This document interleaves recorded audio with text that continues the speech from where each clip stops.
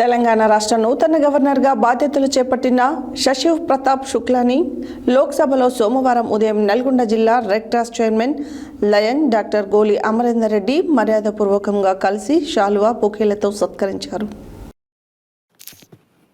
తెలంగాణ రాష్ట్ర నూతన గవర్నర్గా బాధ్యతలు చేపట్టిన శశివ్ ప్రతాప్ శుక్లాని లోక్ భవన్లో సోమవారం ఉదయం నల్గొండ జిల్లా రెడ్ క్రాస్ లయన్ డాక్టర్ గోలి అమరేందర్ రెడ్డి మర్యాదపూర్వకంగా కలిసి శాలువా బొకేతో సత్కరించారు.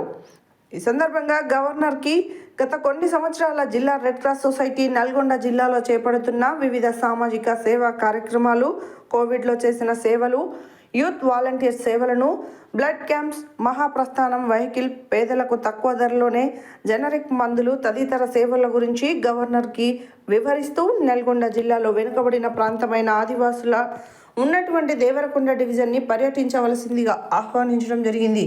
గవర్నర్ స్పందిస్తూ తప్పకుండా దేవరకొండ ప్రాంతాన్ని పర్యటిస్తానని, జిల్లా రెడ్ క్రాస్ చేస్తున్న కార్యక్రమాలు అభినందనీయమని, త్వరలోనే నల్గొండ జిల్లా రెడ్ క్రాస్ సొసైటీని సందర్శిస్తానని, అదేవిధంగా జిల్లాలో ఉన్న యూత్ వాలంటీర్స్ సేవలను ఉపయోగించుకోవాలని పలు సూచనలు, సలహాలు చేస్తూ సంతోషం వ్యక్తం చేశారు. ఈ కార్యక్రమంలో వివిధ జిల్లాల చైర్మన్లు తదితరులు పాల్గొన్నారు.